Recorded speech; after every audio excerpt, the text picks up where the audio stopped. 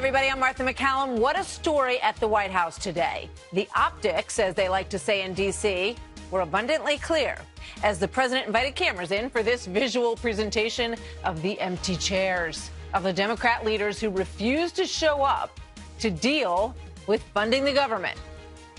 They've been all talk and they've been no action.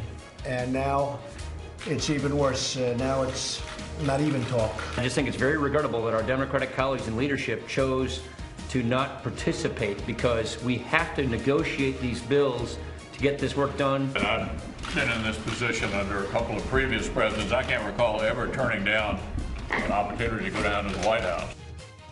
More on all that as the tax battle progress also comes in tonight. But in the middle of this hugely important and busy legislative day today, North Korea got everyone's attention. They launched their third intercontinental ballistic missile. It was airborne for some 50 minutes. The mood in that room that you just saw from the Secretary of Defense, who spoke next, was resolute but sobering. North Korea launched an intercontinental ballistic missile. It went higher, frankly, than any previous shot they've taken. It's a research and development effort on their part to continue building ballistic missiles that could threaten everywhere in the world. General Mattis at the White House. Trace Gallagher now in our West Coast newsroom, who explains this story, the trajectory, and what happened today. Hi, Trace. Hi, Martha. The intercontinental ballistic missile was fired from just outside Pyongyang and landed in the Sea of Japan, 600 miles away. The missile also landed inside Japan's exclusive economic zone, meaning it violated United Nations resolutions, put ships in danger, and infuriated the Japanese prime minister. But aside from that, this story is not about distance, it's about trajectory. South Korean intelligence says the ICBM flew 2,800 miles up in space. That is 10 times higher than the International Space Station. It flew for 50 minutes, and experts say if it was fired on a normal flatline trajectory, it could have traveled nearly 8,000 miles, hitting anywhere on the mainland U.S. The question now is whether North Korea also has the technology to attach a nuclear warhead to a missile and allow it to survive re-entry into the Earth's atmosphere. South Korea says the North does not yet have a heat shield able to protect a warhead. Earlier this month, during his trip to Asia, President Trump warned North Korea, quote, not to try us. And today he said this. Watch. A missile was launched a little while ago from North Korea. I will only tell you that we will take care of it. Now, for the first time since the Cold War, Hawaii is resuming monthly testing of its nuclear warning sirens. Beginning this Friday, the sirens will sound for 60 seconds for more than 400 locations across the islands. The decision to restart the sirens was made before today's ICBM launch, but North Korea has always been the motivating factor. Watch. It's not stopping. It's in our face. It's the elephant in the room. So when people say that we shouldn't prepare for this, it's not true. We should prepare for this. Unlikely, emphasize that, unlikely for many, many, many reasons, but we should be prepared. Finally, we want to show you dramatic new video of what happened when a North Korean soldier defected to South Korea earlier this month. It shows the soldier speeding across the border in a Jeep, getting out, being shot 5 times, and then being dragged to safety by South Korean soldiers. South Koreans are now using a loudspeaker with messages about the defector to taunt North Koreans. Martha. Fascinating story. He was gravely wounded and has survived. Trace, thank you very much. So here now, Mark Thiessen, an American Enterprise Institute scholar and Fox News contributor. He recently wrote that President Trump should declare North Korea a ballistic no-fly zone, meaning that any attempt by the rogue regime will be met by a military strike. So will that happen? Also joining us, Harry Kazianis, the Director of Defense Studies for the Center for National Interest, and Lieutenant Colonel Tony Shaffer, a CIA-trained intel operative and senior fellow at the London Center for Policy Research. So, gentlemen, thank you. Great to have all of you with us tonight. Let me go straight across the line here and start with you, Mark. You believe that the president should respond to this militarily? Sure. Well, I mean, here as Trace just reported, the North Koreans now have a missile that could reach Washington, D.C. potentially. So this is getting real right now. If they are able to put a miniaturized nuclear warhead on that, then they have the capability of holding Americans, every American citizen, their own nuclear hostage. So we have to decide as a country, are we okay with Kim Jong-un being able to hold all of our children hostages to nuclear blackmail? And if we're not okay with that, then we have to figure out something to do about it. My proposal is simply that the President of the United States should stop the North's nuclear and ballistic missile testing by declaring that henceforth, the United States is going to enforce a ballistic missile no-fly zone over North Korea and a nuclear no-test zone, and that any time the North Koreans attempt to launch a ballistic missile, we're going to take it out. We might take it out with our missile defenses. We might take it out on the ground. If they try to take a nuclear test, we're going to take it out. And he should give them assurances that it'll be a limited strike, just like his strike in Syria was when the North Syrians violated the Obama red line and right. used chemical weapons. He just took out the base, but he didn't overthrow them. And give them that assurance that if they don't retaliate, that'll be it. But we can stop their testing, okay. And I doubt that they would respond. Harry, you think that's a big mistake? Martha, I think that's a huge mistake, and let me tell you why. I think it's an innovative approach. I give Mark a lot of credit, and I read a lot of his stuff, and I agree with a lot of him on many things, but not this. Reason being is, let me pose a scenario. Let's say the North Koreans decide, for whatever reason, to test a nuclear weapon, and they test the weapon, it goes off, and then we fire a Tomahawk missile into that testing range. We know what can happen. That testing range could implode, and we could end up having radioactive fallout going through Seoul or Tokyo. We're talking about 25 million people in Seoul, another 35 million in Tokyo. So you know what I'd advocate? Let's keep the Trump approach going on North Korea. Let's continue containment, let's ratchet the sanctions up, and let's push North Korea to economic collapse. But let's not start opening up what could be the ultimate beehive. I just don't think that's the right way to go in this scenario. Well, it's pretty clear, and General Mattis touched on this in terms of the research and development that we're witnessing from North Korea, Tony, that they want to be able to have a thermonuclear warhead that could reach the United States. And once they have that, really nobody's going to be able to bother them in any way. So that's clearly their goal, right? Right. Well, good. Yeah, no, I agree. Now, I don't agree with both of you completely, but let me tell you kind of why I don't. First, the ballistic missile technology that they need is already there. I don't buy what Trey said about them not having reentry. Look, it's a ceramic, for God's sake. Ceramics aren't that difficult, so I think we have to assume that they can mount something to a rocket. With that said, I disagree that hitting one of these in orbit is going to cause all sorts of radioactive fallout. It's going to be minimal, especially when you can consider reentry. But we're not there yet technically. So what Mark's saying may have merit, but we can't do it. We've got to make sure that if we decide to go down that path, we have to do something called Brilliant Pebbles, which I've talked to a number of members of Congress about, both Democrat and Republican. And by the way, Hawaii is not simply doing response drills. They're actually putting more things in place. I don't want to get into great detail, but there are things being done to protect Hawaii and our coast. But we've got to be very clear on this. If we decide to take a policy like Mark is saying, we have to be able to back it up. There has to be a clear and concise penalty that we can enforce. So I don't believe it will be as catastrophic, but then again, I don't think we can do it at this point. So we're left with working with the Trump policy. All right, so hold on. So the president just got back from Asia not that long ago, and sort of the takeaway was that this envoy was being sent to North Korea from China. They said they had already planned to do that, but anyway, that was sort of one of the boxes that was checked. So I'm guessing, based on what we saw today, that the envoy did not do too well in North Korea, Mark. That's exactly right. I mean, this was a finger in the eye to both Beijing and to the United States, because just almost as soon as the door hit this guy in the rear end on the way out of North Korea, they've launched a ballistic missile. So what's clear here is that diplomacy is not going to work. So we need some sort of coercion to get them to do it. I agree with Colonel Schaefer that our ballistic missile technology isn't where it ought to be, because for the last 3 decades the Democrats have been busy gutting ballistic missile defense. Any Democrat who's upset about Harry, North Korea quickly, and then Tony. Should be looking at themselves. Okay. Harry. Martha, I think I'm just saying that you don't have to hit it in the air. You can take out a site on the ground. Well, you know what? I want to take the long view here. No matter what policy you want, whether you want a military option, whether you want containment, know this: the North Koreans are going to continue to test missiles, and come February, when we have the Olympics in South Korea, 60 miles from the North Korean border, we need to really have our game prepared, because this is only going to get worse. All right, quick thought from Tony to close. Well, look, nothing happened while the president was in the Pacific. I think that tells me that they're taking his presence and our position very seriously. This didn't happen while he was there. The North Koreans did this when the Chinese left to poke them in the eye.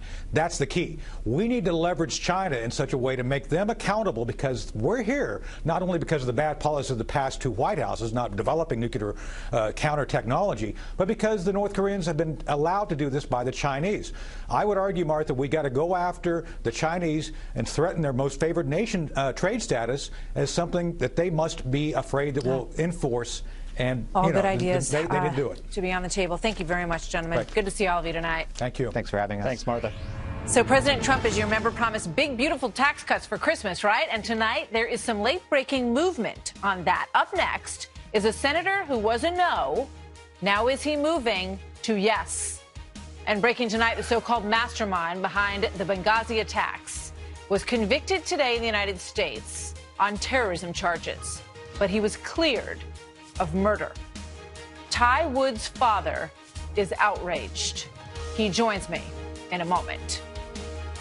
Was it because of a protest, or was it because of guys out for a walk one night who decided they'd go kill some Americans? What difference at this point does it make? President Trump's dream of a big, beautiful tax cut is one step closer to reality tonight. The bill passing the Budget Committee today on a party line vote, 12-11. So that clears the way for a potential vote-a-rama that could happen over the next 2 days. The markets liked it a lot, up 254 points for the Dow Jones Industrials today.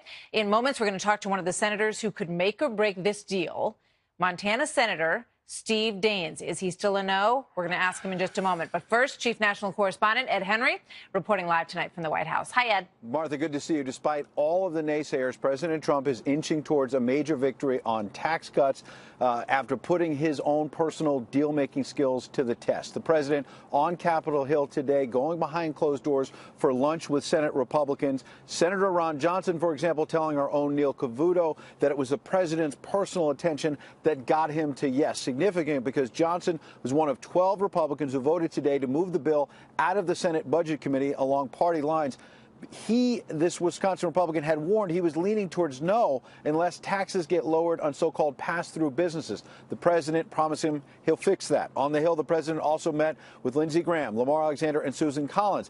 That appears now to be moving Collins toward yes on tax cuts because the president personally agreed to support controversial subsidies on Obamacare that could help stabilize health premiums if this tax bill repeals the individual mandate. Major progress on a day that started on a sour note, as the president tweeted, quote, meeting with Chuck and Nancy today about keeping government open and working. Problem is they want illegal immigrants flooding into our country unchecked and weak on crime and want to substantially raise taxes. I don't see a deal. Well, that led Chuck Schumer and Nancy Pelosi to boycott the White House meeting, charging the president is pushing the country toward a government shutdown. The president fired back by holding the White House meeting anyway. And the seats next to him, normally filled by Republican leaders, this time left empty, with signs making clear they were the seats left open by the Democrats, who were not amused. They should be calling immediately and say, we want to see you, but probably they won't, because nothing to them is important other than raising taxes. That's the only thing they like doing, is raising taxes. Today's meeting is nothing but a photo op. These issues are far too serious for these kinds of games. Mr. President, it's time to stop tweeting and start leading. A short time ago, Pelosi jumped in with the tweet, quote, at real Donald Trump now knows that his verbal abuse will no longer be tolerated. His empty chair photo op showed he's more interested in stunts than in addressing the needs of the American people. Paul, Ryan, and McConnell were relegated to props. Sad. That reference to one of the president's favorite words on Twitter, of course, sad. A punch from Pelosi that shows that while the president's closer to tax cuts, he's far away from keeping the government open. Martha? I liked it better when tweets were shorter. They fit better on the screen. Thank you, Ed. So now the second Republican to come out against the Senate tax bill, Montana Senator Steve Daines. Good evening, Senator. Good to have you with us. Hey, glad to be here. Talk to me a little bit about what would get you to a yes. You just heard from Ron Johnson, who basically said, well, the president sort of promised to me that he's going to fix this in terms of pass-throughs and getting the rate for pass-throughs, small businesses in this country, that they deserve. Would you be on board if that's the case? Well, I think we cannot forget the historic perspective that needs to be brought to this discussion. 31 years ago was the last time when President Reagan led the charge for historic tax reform and tax cuts. This is a once-in-a-generation opportunity. This is a chance for us to get the economy growing again. We've already got consumer confidence at a 17-year high last month. And we're seeing the stock markets continue to set records in anticipation, in great part, of what we're going to do here on Capitol Hill as it relates to tax cuts. It's been a very productive day. The president did a great job today coming to the Hill. It's just nice to have a president who comes here regularly, often. The vice president comes often as well, direct engagement with the executive branch to talk about what it's going to take here to get the United States Senate on board and to pass these tax cuts. We moved a long ways today. I've been in active discussions with the Finance Committee, with our leadership, with the White House. And I can tell you, I think there's a lot of optimism right now. We're going to be able to put together a package here that's going to get enough votes to pass the United States Senate. You don't sound to me like someone who wants to vote no. You sound like you want to vote yes. We've made a lot of progress today. My concern was we need to make sure we fight for the Main Street businesses. The corporations. Did you get the assurance that you need today from the president that he's going to do that? I mean, he's a business guy, and clearly he understands that the majority of employers across this whole country are in the category that you're talking about. It is. Well, that's the point. 55% of the private sector jobs are in these Main Street businesses. 4 to 5 manufacturing companies in America today are these Main Street businesses. Right. 2/3 of the job growth have come from these Main Street businesses, also called pass-throughs. So the president understands that. He's supporting where we're trying to take this. Now we've gotten the details this afternoon and tonight. I think we're getting close. Hopefully we can close this deal tomorrow. Would you say you're leaning yes? Based on what I heard tonight, the ball's moving in the right direction. I was a no here yesterday and this morning, but I've had good discussions. We don't have this deal closed yet, but it's getting awfully close. And again, fighting on behalf of these Main Street businesses. That's the voice that hasn't been heard loud enough here on Capitol Hill. Well, you've been speaking That's the voice for we're bringing sure. here. Well, I think we're making progress. Senator, thank you very much. Great to have you on tonight. Thanks for having me on. So here with reaction to all of this, Kayleigh McEnany is the RNC spokeswoman, and Robert Zimmerman is the DNC committee member and Democratic strategist, as you know well. Good to see you both tonight. Good to be with you. Robert, how about the empty chairs? Like, what's the big deal? Why can't Pelosi and Schumer show up and come to the meeting and sit at the table and talk? Well, first of all, they're empty chairs because the president used this morning's tweet to basically lie about Pelosi and Schumer's record and tell them there was no deal to be had. So why not show up and call them on it? And showed that there was no deal to be had. They were not going to go there and be props. And you look at that scene today at the White House, it looked like the set on The Apprentice. Doesn't that seem childish to you all around? Only Donald Trump was behaving like The Apprentice. It did look like The Apprentice, kind of, except there were a lot of missing chairs. Kayleigh, what do you think? A lack of leadership. Yeah, well, Robert wants to say the president lied about Nancy and Chuck. No, he exposed their factual record of failure. The open borders, the crime we've seen go up across American cities, the fact that they raised taxes on the American people with Obamacare. They were upset that he exposed them, and they told the American people all they needed to know today. They will not show up for the American people. Instead, they'll duck out to cater to their far-left friends. The empty chairs told you everything you needed to know. No show Nancy and Duck and Chuck are not going to show up for the American people. But what you're not making clear, Kayleigh, and what we all know is that Donald Trump and the Republican Congress run the government. They run every branch of government. So then the Democrats should just go home then, Robert? No, actually not. What Donald Trump did today was, in fact, increase the Democratic Party's hand and Chuck and Nancy's leverage. Because how so? Wait, how so? Because in less than 10 days, the government is going to face a shutdown. You need 60 votes in the Senate to keep the government open, and you'll need Democratic votes in the House because the Freedom Caucus, the Tea Party members, will vote for a government shutdown. And what Donald Trump did today was put both McConnell and Ryan in a very bad spot, because right now you need to bring the parties together, not try to insult the opposition. Robert, if you care so much about not shutting down the government, which, by the way, Nancy Pelosi said would take away veteran benefits, Absolutely it would right. deprive children of school lunches or nutritional value. So if you care so much about that, today was the day to show up. You talk about bipartisanship. The DNC talks about it, Nancy Pelosi. Today was the day to have bipartisanship, but instead what we saw was weak, feckless obstructionism and no leadership But Kayleigh, from your party or your bipartisanship leaders. begins with leadership. All right. And when the president's going to lie about they're their records leaders. and They're insult them, Democratic leaders. doesn't bring them together, doesn't bring the country together.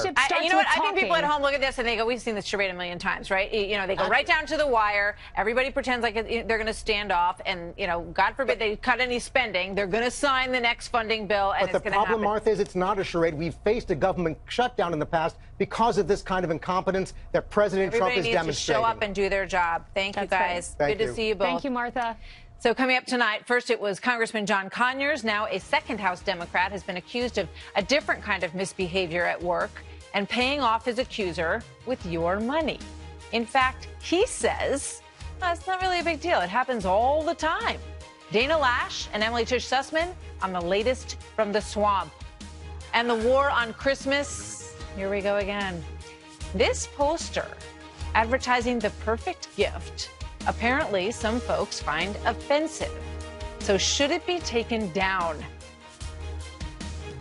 They don't use the word Christmas because it's not politically correct. Well, guess what? We're saying Merry Christmas again. So we are waiting for some breaking news tonight from Capitol Hill. We are told that the Congressional Black Caucus has been meeting this evening. Not clear whether that meeting is ongoing or whether it is over at this point. But a matter of discussion there is the future of embattled Congressman John Conyers. So all of this, as we're learning that just a short time ago, that meeting has been underway, and they're discussing, whether or not he's going to resign, and whether, obviously that would be a stunning blow to his legacy and the enormous time that he has spent on Capitol Hill. So all of this is a backdrop, as we have learned perhaps more than ever than we wanted to know about the way that things actually work in Congress when it is at its worst. It appears to be a place where some manage to work forever and to have their messes cleaned up by taxpayers, a point illustrated by Democratic Congressman Raul Grijalva. He is from Arizona. He's been embroiled in a settlement controversy of his own. He says that Conyers must go, but he also says that settlements with employees that are paid by taxpayer dollars, that's just simply something that happens all the time. Listen. As agonizing as it might be for all of us, that the ranking member needs to step down at the minimum. Settlements occur in Congress all the time. I can't think of any member that few members that have not gone through that. But when it borders and it broaches the issue of sexual harassment, that is a serious issue that inevitably could lead to more punitive issues. We've all have gone through that. It's very painful with employees and people that you work with. Settlements many times are made for the benefit of both. Interesting, right? Kristen Fisher, live in Washington with more on these staggering payouts that just keep coming and the fact that it's coming out of your pocket. Hi, Kristen. Hey, Martha. Well, let's start with the latest payout that we're learning about, nearly $50,000 to settle a hostile workplace environment lawsuit. And, just to be clear here, this has nothing to do with sexual harassment, but it is yet one more example of how taxpayer dollars are perhaps being used to hide bad behavior right here on Capitol Hill. Now, the Washington Times broke this latest story. They're saying that back in 2015, a staffer for Congressman Raul Grijalva threatened a lawsuit claiming that the Arizona Democrat was frequently drunk on the job, creating a hostile work environment. Grijalva is acknowledging the payment, but says that he did nothing wrong and is now demanding an apology from the paper. He claims that, quote, the severance funds came out of my committee operating budget. Every step of the process was handled ethically and appropriately. But the fact remains that there was a $48,000 settlement paid for by taxpayer dollars. And this is, of course, the second House Democrat in, less than a week to be outed in this growing scandal over Congress's secret system for settling workplace misconduct complaints. The other, of course, Congressman John Conyers, and we now know that he paid about $27,000 to settle a sexual harassment complaint, and a second accuser came forward just today, and there are now mounting calls for him to resign, including from members of his own Congressional Black Caucus. There's also growing pressure for Congress to unmask the members responsible for the more than $17 million in payouts over the last 20 years by the Congressional Office of Compliance. Now, there have been bills that have been introduced that would do just that. They have a long way to go. But, Martha, make no mistake, those bills are making some members of Congress very nervous. Kristen, thank you very much. So here now with more, Dana Loesch, nationally syndicated radio host, and Emily Tish Sussman, Democratic strategist and campaign director at the Center for American Progress Action Fund. So good to have both of you here tonight, first of all. And we are waiting for news on John Conyers' future. So, Emily, let me start with you. Do you believe that he needs to go? Well, I'm not sure exactly which one you're referring to. John Conyers. With John Conyers, look, I think it's complicated. I think we don't know all of the facts yet. I think if he actually did engage in sexual misconduct, then he should. I think we need to draw the line. I think we need to believe the accusers. I think it's about changing the culture. Women are now just starting to feel comfortable coming forward in a way they never have before, and we need to encourage that. This is not a partisan issue. We need to hold the same standards across the board. So what about Roy Moore? Do you believe that if he is elected, that he should be removed? I do. I think that the things that he is accused of, I think that the things that he is accused of are so egregious, and he'll never be tried in a court of law because these were happening a long time ago. But everything that we see from the people around him to the parents of the women that he tried to date when they were teenagers, it's not like he's tried to deny any of this. And we're in a place where we're deciding what kind of leaders we're willing to elect. And if we're willing to overlook the fact that he was regularly, I'll put in quotes, dating teenagers. I hear you. Look, I'm not sticking up for anything that he's been charged of, but the point is that we don't know. And that's a problem when we start sort of adjudicating these cases just, through the media. That's a bit of a problem. But, when you talk about the fact that one of the women in the affidavit with John Conyers said that her duties were to keep a list of women, this is in an affidavit, that I assumed he was having affairs with and call them at his request and, if necessary, have them flown in using congressional resources. So this is the tricky territory that we're in, Dana. It is, Martha, but it's usually believe all women, but terms and conditions apply. And those terms and conditions, Martha, are if the accused is a Democrat. Because with John Conyers, taxpayer checks cleared in order. Yeah, I'm going to finish. Thank you, Martha. Taxpayer checks cleared for John Conyers. John Conyers was accused of firing women because they didn't give in to his sexual demands. And taxpayer funds were used to hide this. With Congressman Grijalva, here you had $48,000, over $48,000 of taxpayer funds that were used to shush up these victims. And taxpayers who are a party to this entire process are told to keep our noses out of it. So, yes, John Conyers needs to go. Congressman Grijalva needs to go. These individuals are supposed to be trusted with the power of the purse. We, the people, invest our trust in them, and they have proven to be unworthy of that responsibility and that trust. And the same standard should apply. And here we have a money trail. So, yes, the same standard applies. If they got to go, they have to go. And I would love to see the same people who are saying all of this stuff about Roy Moore apply these exact same principles, Martha, to Grijalva, to Conyers, and everywhere else. If Roy Moore had driven a woman and left her to drown in a pond, he'd be hailed as the Lion of the Senate. Emily? Yeah. I mean, I would like to respond to that. I actually think it's exactly the opposite of what I said, that the more we make this a partisan issue, the less it becomes about believing the people who are coming forward. We need to create a culture where women are comfortable coming forward. And Congress has very bad rules around sexual assault. Can I interject? They made their own because rules. do you know why this is a partisan issue? I got to interject here. Do you know why this is a partisan issue? Because Nancy Pelosi called John Conyers an icon. Do you know why women have trouble coming forward? Because Nancy Pelosi, your party's minority leader, called this man an icon, because your party circles the wagons around this perv NATO that is happening within your party in Washington, D.C. President Trump has 17 women accusing him, and every one of them he says is lying. I think that starts from the top. Is your party leadership wrong? She called him an icon. Right, let her respond. Emily, let her respond. Emily, go ahead.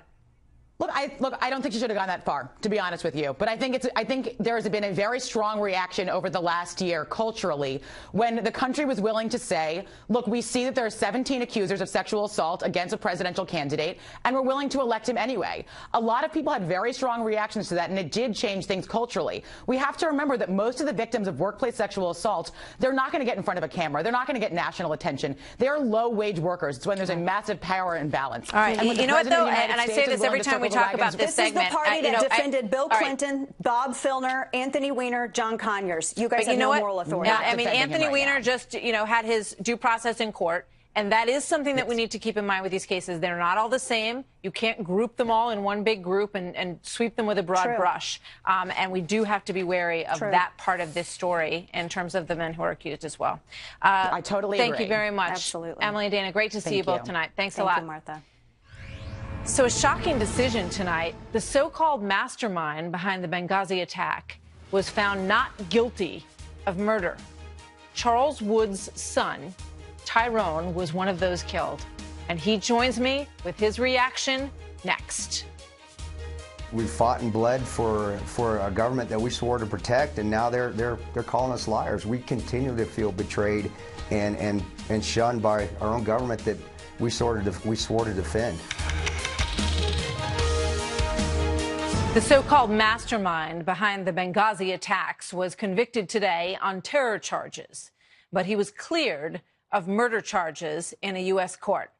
Ty Woods' father is outraged, and he joins us in moments with his reaction to this. But first, Chief Intelligence Correspondent Catherine Herridge with the details on this decision. Catherine. Well, thanks, Martha. 3 years ago, the Obama administration described the Benghazi suspect as a central player in the 2012 terrorist attack. But late today, after a week of deliberations, a federal jury in Washington disagreed. Here's President Obama from 2014. Our special forces, showing incredible courage and precision, were able to capture an individual, Abdul Khattala, who is alleged to have been one of the masterminds of the attack. When Americans are attacked,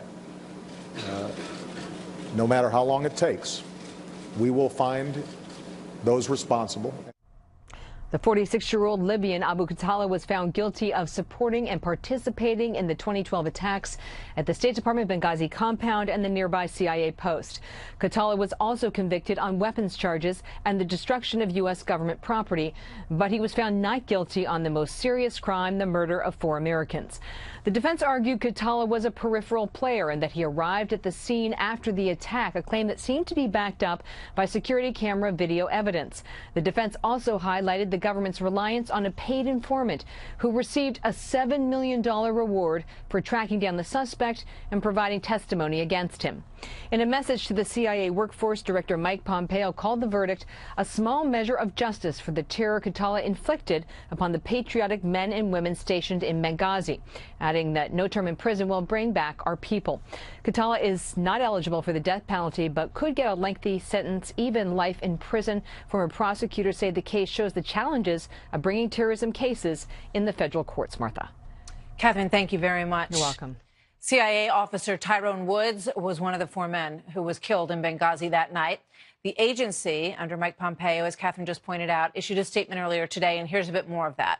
Mike Pompeo said this: "We lost 2 of our own that night, Glenn Doherty and Tyrone Woods, who ran to the sound of the guns and bravely fought to protect Americans and the 2 U.S. facilities that were attacked." His father, Charles Woods, joins me now via Skype. Mr. Woods, thank you very much for joining us on the story tonight. Your reaction today when you heard this news?